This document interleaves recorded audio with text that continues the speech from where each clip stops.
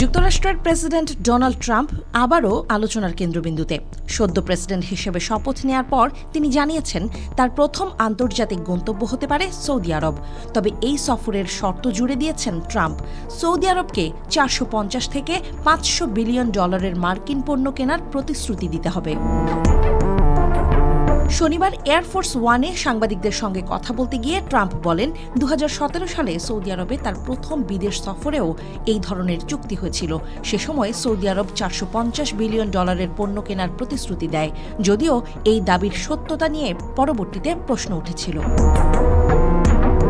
2017 সালের সফরে সৌদি আরব এবং ট্রাম্প প্রশাসনের মধ্যে 110 বিলিয়নের অস্ত্র চুক্তি হয়েছিল, যা পরবর্তীতে 10 বছরে 350 বিলিয়নে পৌঁছানোর কথা ছিল।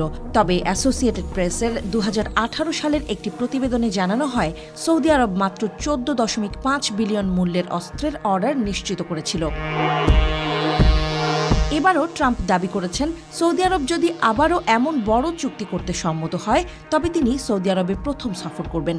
বৃহস্পতিবার দাভোসে ওয়ার্ল্ড ইকোনমিক ফোরামে দেয়া ভিডিও বক্তব্যে তিনি আরও বলেন, আমি ক্রাউন প্রিন্সকে অনুরোধ করব 600 বিলিয়নের চুক্তি আরও বাড়িয়ে 1 ট্রিলিয়ন করতে।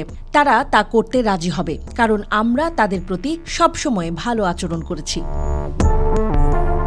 সৌদি আরবের সঙ্গে ট্রাম্প প্রশাসনের সম্পর্ক বরাবরই অর্থনৈতিক স্বার্থ নির্ভর।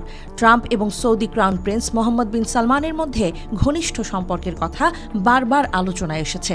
বিশেষত ট্রাম্পের পরিবার এবং জ্যারেড কুশনারের ব্যক্তিগত ব্যবসায় সৌদি আরবের বিনিয়োগ নিয়েও বিতর্ক রয়েছে। কুশনার 2021 সালে সৌদি আরব থেকে তার বিনিয়োগ ফার্মের জন্য $2 বিলিয়ন পেয়েছিলেন। তবে সৌদি আরবের সঙ্গে সম্পর্ক ঘিরে অনেক বিতর্কও রয়েছে।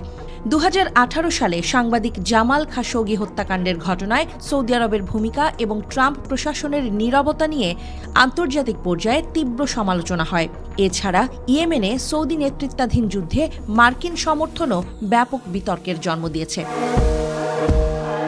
ট্রাম্পের সৌদি আরব সফর নিয়ে আলোচনা জোরদার হয়েছে। এটি শুধুই অর্থনৈতিক সম্পর্ক মজবুত করার প্রচেষ্টা, নাকি এর পেছনে ব্যক্তিগত ও রাজনৈতিক স্বার্থ রয়েছে, এ প্রশ্ন উঠছে বিভিন্ন মহলে। তবে একটি বিষয় পরিষ্কার, সৌদি আরবের সঙ্গে ট্রাম্প প্রশাসনের সম্পর্ক বরাবরই অর্থনৈতিক এবং কৌশলগত। এবারও তার ব্যতিক্রম হবে না।